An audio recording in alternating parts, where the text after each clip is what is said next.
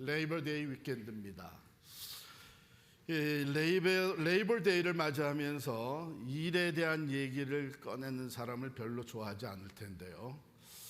그럼에도 불구하고 제가 오늘 일에 대해서 말씀을 나누려고 합니다. 그 이유는 간단해요. 우리가 평상시에는 너무 일에 바쁘고 쫓기다 보니까 그 내게 주어진 일이 또 그 일터가 얼마나 소중한 것인지, 그리고 그 일의 참 가치를 우리가 생각하지 않고 그냥 매일 일에 쫓겨 살 수가 있습니다. 그래서 그것을 좀 나누려고 합니다. 또 이 시간 생각을 너무 많이 하게 되면 그것도 노동이 될 테니까 간단히 중요한 거 한 가지만 함께 말씀을 드리겠습니다. 2010년부터 2022년까지 미국의 TV의 리얼리티 쇼가 진행이 됐는데, 리얼리티 쇼가 굉장히 많죠 요즘에는. 근데 이 리얼리티 쇼의 그 타이틀은 언더커버 보스라는 거예요. 언더커버 보스, 비밀 상사라는 것이죠. 그 내용은 어떤 것이냐면, 그 회사의, 그 기업의 CEO가, 최고 지도자가 아무도 자기를 알아보지 못하게 변장을 하고 이제 회사에 신임 사원들이 들어와서 일을 시작하는 그 레벨로 내려가는 겁니다. 그래가지고 그 어떻게 지금 일들을 하고 있는지, 회사가 어떻게 돌아가고 있는지를 그 리얼리티를 이제 경험하는 건데, 여러분 한번 생각해 보세요. 얼마나 많은 것을 보고 느꼈겠어요. 그 내용들을 보게 되면 이 회사를 위해서 이렇게 많은 사람들이 참 어려운 일을 감당하고 있구나, 힘들게 일하고 있구나 하는 것을 느끼는 경우들도 있고요. 또 이 신임 사원들에게는 이런 것들을 더 배려해 줘야 되겠구나, 그런 것도 보고 느끼고, 또 매니저가 자기 밑에 있는 그 부하 직원들을 어떻게 다루는지 그것도 보고 느끼고, 참 많은 것을 이렇게 경험하게 되는 쇼죠. 여러분, 만일 여러분이 일하는 회사에 지금 언더커버 보스가 돌아다니고 있다 하게 되면 여러분 어떤 생각이 들겠어요? 야, 이거 빨리 누군지 알아내야 되겠다. 그래가지고 왜? 그 보스 앞에서, 그 상사 앞에서 잘 보여야 되잖아요. 그죠? 관심이 거기 다 쏠릴 겁니다. 여러분, 오늘 본문의 말씀이 제시하는 포인트가 바로 그거예요. 우리의 그 일터에는 언더커버 보스가 있다는 것이죠. 알아볼 수 없는 보스가. 근데 다 보고 있고 다 평가하고 있다는 겁니다. 그분은 참 보스예요. 하나님이십니다. 여러분, 하나님이 우리가 일하는 일터에 계신 것을 믿습니까? 물론 그 직장의 일터에 그 육신의 보스가 있죠. 그 상사가 있습니다. 여러분의 상사는 누군지요? 아마 어떤 분들은 내가 주인이니까 내가 상사고, 그렇기 때문에 나는 뭐든지 내 마음대로 할 수 있다, 이렇게 생각할 수 있죠. 내가 일하기 싫을 때 그냥 문 닫고 또 늦게 출근해도 되고 이렇게 생각할 수도 있는데, 아닙니다. 진정한 의미에서 우리 직장 일터의 참 보스는 하나님이십니다. 하나님이십니다. 가게마다 어떤 곳에 가면 참 이렇게 종업원들이 열심히 친절하게 남다리 이렇게 가게가 운영되는 것을 보게 됐는데, 어때 이 가게 참 너무 직원들이 열심히 친절하게 일하지. 근데 뭐라 그런지 아세요? 이 가게는 주인이 항상 나와 있어. 항상 주인이 나와 있어. 달라지는 겁니다. 그렇죠? 오늘 본문은 이렇게 우리에게 참 주인이, 보스가 있다는 것을 계속 리마인드 시켜줘요. 골로새 3장 22절 보실까요? 종들아 모든 일에 육신의 상전들에게 순종하되 사람을 기쁘게 하는 자와 같이 눈가림만 하지 말고 오직 주를 두려워하여 성실한 마음으로 하라. 참된 주인을 우리가 경외하는 마음으로, 두려워하는 마음으로 성실하게 일해라. 성실한 마음으로 하라. 또 23절에 보면 무슨 일을 하든지 마음을 다하여 주께 하듯 하고, 참된 주인이 계시니까 내 마음을 다해서 주께 하듯 하고 사람에게 하듯 하지 말라. 24절에도 이는 기업의 상을 주께 받을 줄 아나니, 참 주인이 결국은 평가를 하고 상을 준다는 것이죠. 너희는 주 그리스도를 섬기느니라. 실제로 우리가 섬기는 주인은 눈에 보이는 상전 그 너머에 하나님, 참된 주인이십니다. 25절에도 보면 불의를 행하는 자는 불의의 보응을 받으리니 주는 사람을 외모로 취하심이 없느니라. 참된 주인이신 하나님은 우리의 겉으로 나타나는 외모로만 판단하지 아니하고 우리의 생각과 우리의 중심을 다 알고 계셔서 참된 이밸류에이션, 평가를 내리시고 거기에 따라 또 보응을 해 주시는 분이시죠.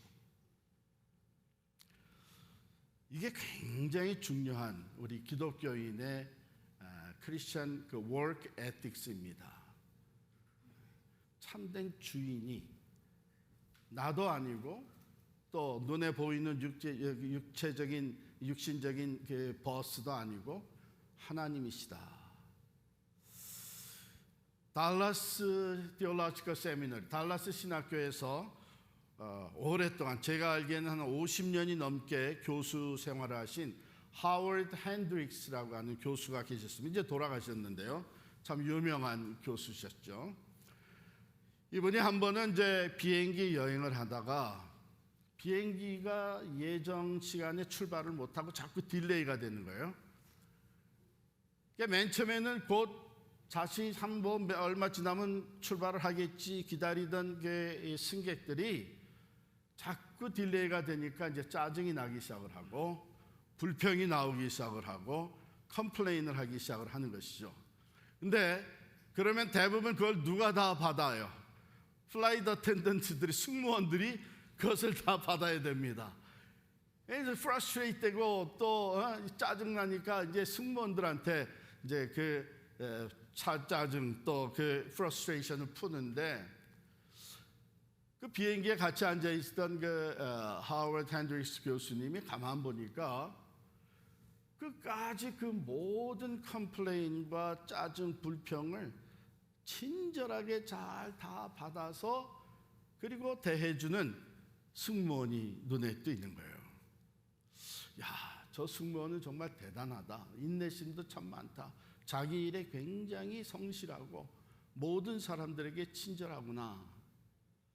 그래서 그렇게 이제 비행기가 이제 출발을 하고 이륙을 하고 시간이 났을 때에 이 승무원 지나갈 때에 잠깐 시간이 있냐. 그래서 한 1분 동안 대화를 했어요. 근데 대화가 뭐냐면, 당신 보니까 정말 맡은 일에 성실하고 끝까지 승객들에게 친절하게 대해줘서 얼마나 고마운지 모르고 내가 감동을 받았습니다. 그래서 내가 당신 회사에다가 당신을 커멘데이션 하는, 참 칭찬하는 편지를 하나 보내려고 하는데 누구한테 보내면 되겠느냐. 그랬더니 이 승무원이 하는 말이, 영어로 얘기하면 이대로, I don't work for the airline. 나는 이 항공사를 위해서 일하는 사람이 아닙니다. I work for Jesus Christ. 나는 예수 그리스도를 위해 일하는 사람입니다. 그리고 하는 말이, 오늘 아침에도 내가 출근하기 전에, 이 비행기에 오르기 전에 남편과 함께 기도를 하고 시작을 했습니다. 주님, 오늘도 내 직장에서 주님을 잘 섬길 수 있게 도와주십시오.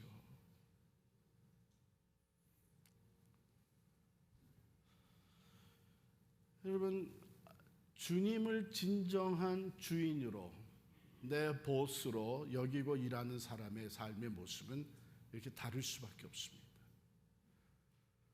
그냥 눈에 보이는 보스가 모든 것을 주장하고 다스린다고 생각하게 되면 우리는 그 주인이, 그 보스가 눈에 보일 때는 잘 최선을 다해서 성실하게 하지만 눈에 보이지 않게 되면 그 다음에는 나태해지고 또 게을러지고 또 일 자체가 나 중심적이 되기가 쉽습니다.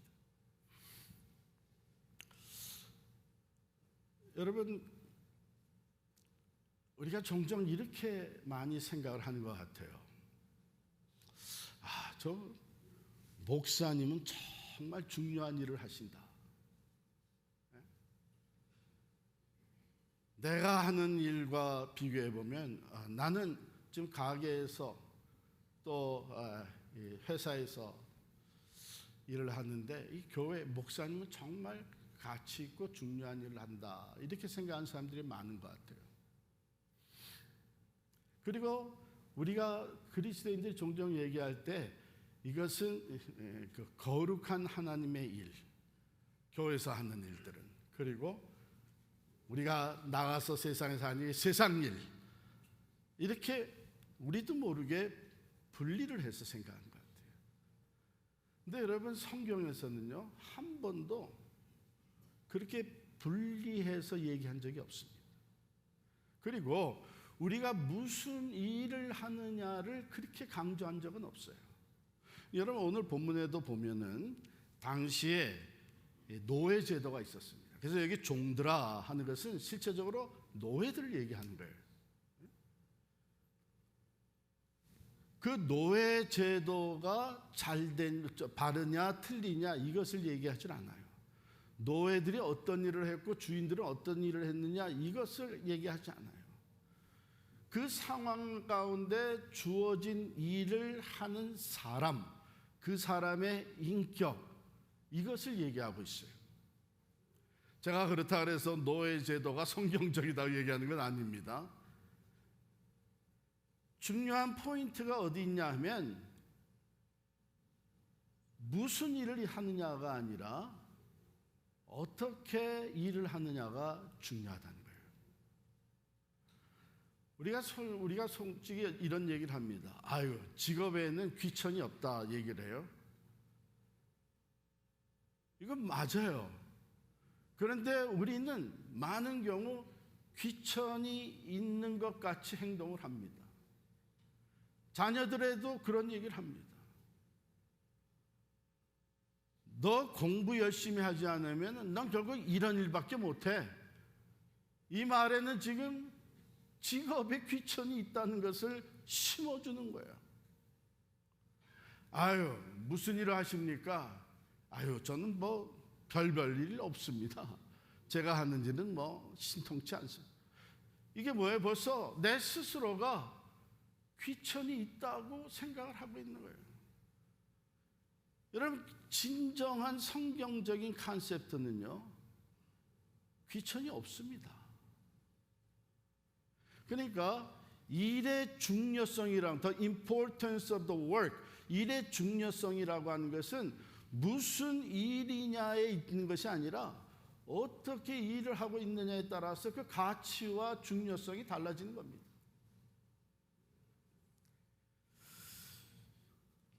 2009년 6월 8일에 세상을 떠난 흑인 여자분이 계십니다. 그분의 이름은 엠마 데니엘 그레이예요. 엠마 데니엘 그레이.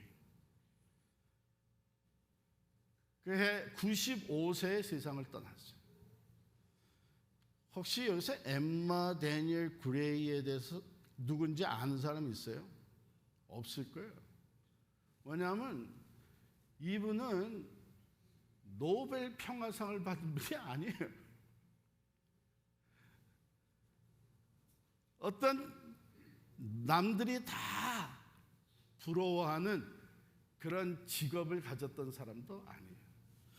이 사람이 죽은 후에 이 사람의 그 레코드에는 이 사람의 직업을 이렇게 적어놨습니다. 차워먼이라고 적어놨어요. 차워먼은 우리가 보통 쓰지는 않는 단어인데 이것은 파출부라는 거예요. 파출. 아마 직업의 귀천을 얘기한다면 여기 앉아 계신 대부분의 사람들은 이 엠마보다 훨씬 더 가치 있고 좋은 직업을 가지고 계실 거예요. 이 여인은 매일 파출부로 출근해서 일하고 집으로 돌아옵니다. 퍼블릭 트랜스포테이션을 이용해서. 그런데 이 여인이 죽은 후에 워싱턴 포스트 신문에 이 여인에 대한 스토리가 게재가 됐습니다. 왜냐하면 이분은 24년 동안 for 24 years 파출부로 일을 했는데 모든 사람들이 퇴근한 후에 백악관에 들어가서 청소하는 일을 했습니다. 특별히 이분에게는 나중에 맡겨진 것이 대통령 집무실, 그 대통령의 책상, 체어, 의자 이것을 다 깨끗이 매일 밤에 들어와서 닦는 일을 한 파출부예요. 24년을 하는 동안 6명의 미국 대통령을 섬겼습니다. 그런데 놀라운 것은 이분이 밤에 들어가서 청소를 하다가 대통령이 앉는 의자를 닦으려고 할 때는 반드시 거기에 멈춰 서서 짧게 1, 2분 동안 기도를 하는 거예요. 하나님, 우리나라의 대통령을 축복해 주십시오. 이분에게 지혜를 주십시오. 이분을 늘 안전하게 보호해 주십시오. 나중에 인터뷰에서 했던 내용 중에 이런 얘기가 있습니다. 그 자녀, 딸 중에 한 사람이 인터뷰를 한 가운데 우리 어머님이 가장 사랑하고 존경했던 대통령은 지미 카터 대통령입니다. 그리고 그 이유는 어머님이 이 카터 대통령이 기도를 많이 한다는 것을 느끼고 있었다는 거예요. 그래서 그 카터 대통령의 집무실에 들어가서 의자를 닦기 전에 기도할 때는 특별한 마음으로 기도를 하곤 했다. 그런 이야기를 들려줬습니다. 여러분, 무엇이 중요하세요? 그 일 자체가 중요합니까? 아니요. 파출부예요. 그런데 이분이 얼마나 성실하게 했으면 일반 다른 디파트먼트에서 청소하는 일을 하다가 스카웃이 돼가지고 백악관의 대통령 집무실을 청소하는 일을 맡게 됐어요. 일에는 귀천이 없습니다. 그런데 여러분, 특별한 일터가 있습니다. 세상 사람들이 잘 모르는 특별한 일터가 있는데 그것은 그리스도인들이 일하는 장소입니다. 왜 그게 특별하냐? 그리스도인들은, 여러분과 저는 하나님이 특별하게 불러서 구별시켜 주신 사람들입니다. 거룩한 백성이라 할 때에 그 거룩하다는 말은 구별되었다는 것입니다. 세상에서 우리를 불러서 구별시켜 준 그리스도인들이 나아가서 일하는 그 일터를 하나님이 주신 건데, 마치 이스라엘 백성들에게 그들이 일하고 먹고 할 수 있도록 주신 그 허락하신 땅, 그것이 거룩한 땅인 것처럼 거룩하게 구별된 사람들이 나가서 일하는 그 일터, 그 장소는 하나님이 구별시켜 주신 거룩한 곳입니다. 그렇기 때문에 여러분이 매일 나가서 일하는 일터는 그것이 어느 장소이든지 간에 하나님께서 우리에게 기업으로 주신, 구별시켜 주신 거룩한 장소예요. 그렇기 때문에 많은 그리스도인들은 이것을 생각을 하고 하루에 나가서 일하기 전에 그곳에서 먼저 기도를 한단 말이죠. 교회에 나와서 먼저 기도를 하듯이 일터에 나가서 먼저 기도를 한다고 하는 것은 무엇을 의미합니까? 이곳에 나의 궁극적인 보스가, 주인이 계시다. 나는 그를 경외하는 마음으로, 그를 월십하는 마음으로 여기서 일을 한다는 거예요. 여러분, 하나님이 그런 모습을 얼마나 기뻐하시겠어요? 교회 가서 일하는 것은 거룩한 일이고, 이것은 특별한 일이고, 하나님 앞에서 하는 일이고, 세상에 나가서 하는 일은 세상 일이고, 그래서 하나님을 인식하지 않고 살아가는, 이것이 아니라 성경은 우리가 어디에서 무엇을 하든지 그것은 하나님이 내게 주신 일터이고, 그렇기 때문에 거룩한 것이에요. 그러니 참된 주인을 모시고 일을 하는 그리스도인들의 그 일 생활 모습이 세상 사람들과 얼마나 구별되겠습니까? 사람들은 종종 오늘 성경에 되어 있듯이 육신의 상전, 주인 앞에서 열심히 하는 모습을 보입니다. 그러나 주인이 없으면 자기가 원하는 대로 대강 때로는 앉아서 자기도 하고. 그래서 요즘 우리가 뭘 달아놓습니까? CCTV 카메라를 달아놓고 주인이 출장 중에도 그걸 다 보려고 하는 것이. 여러분, 언더커버 보스, 눈에는 보이지 않지만 참된 보스 되신 하나님이 우리가 하고 있는 모든 것을 다 보고 계시고 평가하고 계시고, 그렇기 때문에 우리 그리스도인들은 누구보다도 성실하고 책임감 있고 누구보다도 믿을 만한 신실한 일꾼들, 사회인들이 되는 것입니다. 참 우리끼리 얘기지만 때로는 종종 부끄러운 얘기를 듣게 되는데, 어떤 교인이 하는 얘기를 들었어요. 나는 앞으로 같은 교인에겐 절대로 일을 맡기지 않기로 했습니다. 같은 교인이라고 해서 그냥 일을 대강 마무리도 제대로 안 해놓고 대강 하고, 아이고 뭐 믿는 사람들끼리 서로 그렇게 이해해 주겠지, 이거 아니죠. 그건 참으로 부끄러운 일이에요. 하나님을 우리에게 이 귀한 구별된 일터를 주셔서 그곳이 하나님께 드려지는 산 예배가 있는 선교적 삶을 살아내는 것이 되기를 원하고 계신 줄 믿습니다. 여러분, 일 자체보다 하나님을 경외하는 마음으로 일을 하는, 어떻게 하느냐 하는 것이 하나님이 기뻐하시고 그것에 따른 보응을 해주신다는 이 사실은 성경에 계속 많은 사람들의 이야기를 통해서 우리에게 전달이 됐는데, 그 중에 대표적인 것이 저는 요셉이라고 생각해요.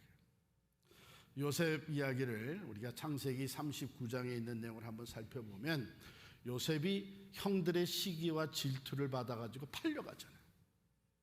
그래가지고 노예 생활을 시작을 합니다. 어디서요? 애굽의 바로 왕의 시위 대장인 보디발의 집에서 종살이로 시작을 해요. 그런데 창세기 39장 2절에 보면 여호와께서 요셉과 함께 하심으로 그가 형통한 자가 되어 그의 주인 애굽 사람의 집에 있으니, 이렇게 얘기를 합니다. 자, 여기서 여호와께서 요셉과 함께 하셨다 하는 이 말은 뒤집어서 얘기를 하면 요셉은 항상 하나님과 함께하는 삶을 살았다는 거예요. 그러니까 종살이를 하면서도 하나님을 인식하고 하나님 앞에서, 우리가 하는 단어가, 쓰는 단어가 코람데오라고 하는 단어를 쓰는데, 바로 하나님 앞에 서 있는, 하나님 앞에 있는 사람으로 일을 했다는 거예요. 그래서 39장 3절에 보면 그의 주인이 보디발이 여호와께서 그와 함께 하심을 보며 또 여호와께서 그의 범사에 형통하게 하심을 보았더라. 그 증거가 나타났는데 하나님 앞에서 하나님을 섬기면서 일하는 이 요셉을 보면서 보디발이 얘가 들어온 다음에 왜 이렇게 모든 일이 잘 되는 거야? 얘가 하는 일마다 왜 이렇게 결과가 좋은 거야? 가만히 보니까 요셉이 섬기는 하나님이 계신데 그 하나님이 이 아이와 같이 하시는구나, 이렇게 스스로 생각하게 된 거예요. 자, 그러니까 4절에 39장 4절에 보면 요셉이 그의 주인에게 은혜를 입어 섬김에 그가 요셉을 가정 총무로 삼고 자기의 소유를 다 그의 손에 위탁했다. 여러분, 종으로 굴러 들어온 팔려온 이 노예가 가정 총무가 됐다는 것은 뭐냐면 이제 그 가정 집안살이 모든 것을 맡아서 매니지하는 사람이 됐는데 그 모든 것에는 물질적인 것, 재산뿐만 아니라 그 사나인 보디발의 사나이는 다른 종들을 다 포함하는 거예요. 그 모든 것을 다 위탁했어요. 그리고 39장 5절에 보면 그가 요셉에게 자기의 집과 그의 모든 소유물을 주관하게 한 때부터 여호와께서 요셉을 위하여 그 애굽 사람의 집에 복을 내리심으로 여호와의 복이 그의 집과 밭에 있는 모든 소유에 미친지라. 집안의 일뿐만 아니라 바깥에서 하는 농사일이나 모든 것에 다 하나님의 축복이에요. 여러분, 이런 복덩이가 들어와야 되는 거예요. 근데 여기서 우리가 중요하게 살펴보는 것은 육신의 주인은 분명 보디발이에요. 그런데 요셉은 늘 하나님 앞에서 일을 했다는 거예요. 그게 어디에서 확실하게 드러나나 하면 39장 9절에 이제 보디발의 아내가 젊은 청년 요셉, 그 용모가 뛰어나고 일도 능하게 하는 이 요셉에게 음탕한 마음을 가지고 접근을 해요. 그래서 동침을 하자 그래. 이제 아무도 집에 없으니까, 주인도 없고 그러니까 이제는 동침을 하자고 유혹을 합니다. 그때에 요셉이 이렇게 얘기를 해요. 창세기 39장 9절인데 이 집에는 나보다 큰 이가 없으며 주인이 아무것도 내게 금하지 아니하였어도 금한 것은 당신뿐이니 당신은 그의 아내임이라. 보세요. 이 집에는 나보다 큰 이가 없다. 그냥 요셉이 지금 자기 위치가 어디까지 올라왔다는 것을 아는 것이죠. 주인이 아무것도 내게 금하지 아니하였다. 이 말은 뭐냐면 이제는 요셉이 주인 역할을 할 수 있게 된 거예요. 하나님을 경외하면서 성실하게 일을 하다 보니까 노예가 그 자리에까지 올라갔어요. 그러니까 주인 행세를 할 수 있는 위치에까지 올라왔어요. 그러나 당신은 그의 아내임이라. 주인이 금한 것이 한 가지 있다면 당신뿐이니 당신은 그의 아내임이라. 그런즉 내가 어찌 이 큰 악을 행하여 내 주인께 죄를 지으리까 그랬나요? 사실은 우리가 말의 흐름을 보게 되면 그렇게 다 나가야 되는 거예요. 내 주인이 금한 건 당신 하나인데 그런즉 내가 어찌 이 큰 악을 행하여 나를 그렇게 신뢰해 준 내 주인께 죄를 짓겠느냐, 이렇게 나가야 되는데 그 주인이 들어가야 될, 보디발이 들어가야 될 그 자리에 누가 들어가 있어요? 하나님께 득죄하겠습니까? 이렇게 된 거예요. 그러니까 요셉은 모든 일에 있어서 하나님이 참 주인이시다. 그래서 하나님 앞에서 내가 일을 하고 행동을 하고 있다는 것을 그는 늘 인식하고 있었어요. 그런데 얘기가 여기서 끝나는 것이 아니라 결국은 그 아내가 죄를 뒤집어 씌우잖아요. 보디발의 아내가 요셉이 나를 강간하려고 했다 해가지고 죄를 뒤집어 씌우니까 감옥에 들어갑니다. 억울하게 죄를 뒤집어 쓰고 감옥에 들어갔는데 일하는 장소나 일의 내용이나 또 일꾼의 그 지위, 포지션은 완전히 바뀌어버렸어요. 땅에 떨어진 거예요. 시위대장 보디발의 주인과 같은 역할을 하던 이 요셉이 억울하게 죄를 뒤집어서 감옥에 들어가서 간수장이 시키는 일을 하게 됩니다. 아니, 내가 이런 일을 할 사람이야? 여보시오, 간수장. 내가 지금 어디서 왔는지 당신 아시오? 내가 이 억울함이 풀려나가게 되면 당신 없어. 이렇게 얘기할 수 있는 사람 아니에요.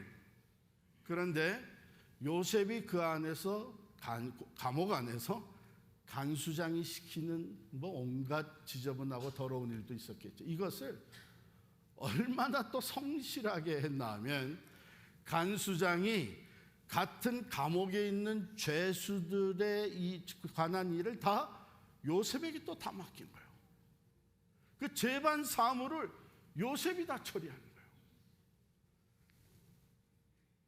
그 39장 23절에 보면 간수장은 그의 손에 맡긴 것을 무엇이든지 살펴보지 아니하였으니, 얼마나 믿을만 했으면 맡기고서는 신경 쓸 필요도 없는 거예요. 이는 여호와께서 요셉과 함께 하심이라. 여호와께서 그를 범사에 형통하게 하셨더라. 요셉의 이야기에 여호와께서 그를 형통케 하셨다. 하나님이 그와 함께 하셨다. 범사에 그에게 복을 주셨다. 왜 주셨겠어요? 이유는 한 가지. 요셉은 늘 하나님 앞에서 행했던 사람이에요. 코람데오. 하나님을 진정한 주인으로 모셨기 때문에 보는 사람이 없어도, 육체의 주인이 없어도 그는 누구보다도 성실했고 책임감 있고 믿을 만한 사람이었던 거예요. 우리가 잘 아는 대로 요셉이 이제 다 풀려나가지 않습니까? 나중에 풀려나가서는 이제는 바로 왕의 꿈을 해석해 줌으로 말미암아 국무총리가 돼버리는 거예요.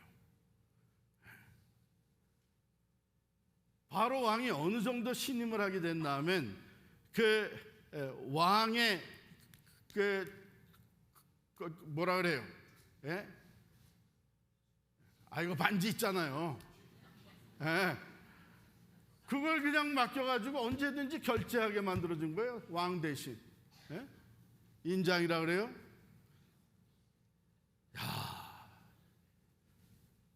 지금 롤러코스터도 이런 롤러코스터가 없죠. 예? 다시 또 변했어요. 시위 대장의 집에 가정 총무였던 요셉이 감옥에 들어가서 감옥의 총무 역할을 하고, 그 다음에 이제 나와가지고 그 거대한 애굽 제국의 국무총리가 됐는데 왕과 같은 실권을 쥐게 된 거예요. 자, 그러면 정말 이 권세는 세상에 누구도 막을 수 없는 권세를 갖게 됐는데, 그때 마침 양식을 구하러 형들이 옵니다. 20년 전에 자기를 팔아넘기고 죽이려고 하다가 팔아넘긴 이 형들이 왔어요. 이제는요, 내가 주인 역할을 할 수 있는 시점이에요. 그때는 힘이 없어서 당했지만 이제는 내가 모든 것을 가지고 있고, 요셉이 그들의 생명까지도 좌지우지할 수 있는 권세가 있어요. 그런데 요셉이 형들을 이렇게 위로합니다. 형들, 나를 팔아넘겼다고 해서 두려워하지 마세요. 이 된 일은 하나님이 많은 생명을 구하기 위해서 형들보다 나를 먼저 애굽으로 보내신 것입니다. 이 말은 무슨 말이에요? 지금 참된 주인은 하나님이시고, 그 하나님이 우리의 삶을 다 다스리시고 우리가 하는 일을 다 알고 계셨고, 그것을 통해서 하나님의 뜻과 목적을 이루셨다는 거예요. 그래가지고 형들을 다 배려해 줍니다. 형들의 자녀들까지 잘 키워줍니다. 그런데 아버지가 딱 돌아가십니다. 야곱이 세상을 떠나니까 형들은 이 죄인들은 이럴 수밖에 없어요. 형들은 다시 또 불안하고 두려워져. 아버지가 살아계실 때는 아버지를 사랑하고 아버지를 봐서 아버지에게 효도하기 위해서 우리를 살려뒀지만 이제 아버지가 안 계시니 이제 우리를 언제 죽일지 모르겠다, 언제 원수를 갚을지 모르겠다 해서 말할 수 없이 두려워하면서 형들이 있는 말이었는지 없는 말이었는지 모르는데 와가지고 요셉에게 아버지가 살아계실 때 이렇게 형들을 잘, 가족들을 돌보라고 얘기하셨습니다. 이제 우리가 충실하게 당신을 섬기겠습니다. 뭐 이렇게 얘기를. 요셉이 그때 눈물을 흘립니다. 그때 요셉이 울었다 그랬어요. 왜 울었겠어요? 자기의 진심을 받아주지 못하고 여전히 불안과 두려움에 떠는 형들을 볼 때 그 마음이 너무 안타까웠어요. 그러면서 하는 말이 창세기 50장 19절에 보면 요셉이 그들에게 이르되 두려워하지 마소서, 내가 하나님을 대신하리이까. 우리 모두의 참 주인은 하나님이신데 내가 어떻게 하나님을 대신할 수 있겠습니까? 오늘 내가 나되게 하신 분이 하나님이신데 내가 이제 이렇게 잘 됐다고 하나님의 자리에 내가 앉을 수 있겠습니까? 이게 너무나 중요한. 우리는 하나님의 은혜를 사모하며 하나님께 부르짖으며 하나님 이제 이 사업이 잘 되게 해주십시오, 문제가 해결되게 해주십시오. 그래가지고 응답을 받고 형통하게 되고 누구보다도 편안한 삶, 누구보다도 인정받고 존경받고 이제는 영향력을 끼치며 살 수 있는 삶의 자리에 오게 되면 교만해지기 쉬운 거예요. 이제 하나님도 안 보여. 내가 마음대로, 왜? 내가 돈을 쥐고 있으니까, 내가 권력을 쥐고 있으니까, 내가 영향력이 있으니까. 그게 참 주인을 잊어버릴 수가 있어요. 그러나 요셉은 그렇지 않았어요. 내가 하나님을 대신하겠습니다. 사랑하는 성도 여러분, 우리는 하나님 앞에 늘 신실해야 됩니다. 하나님이 진정한 주인이십니다. 그렇기 때문에 우리 그리스도인들은 인간의 주인을 눈치를 보면서 일하는 사람이 아니에요. 우리는 하나님 앞에서 일하는 사람. 하나님을 의식하며 오늘 내게 어떤 일이 주어졌든지 성실한 마음으로 일을 하십시다. 하나님이 참 주인인 것을 인식하면서 무슨 일을 하든지 마음을 다해 하나님께 예배하는 마음으로 일을 하십시다. 하나님이 참 주인이 되시기 때문에 궁극적으로 모든 것을 평가하시고 그리고 그 대가를 우리에게 주실 줄을 믿습니다.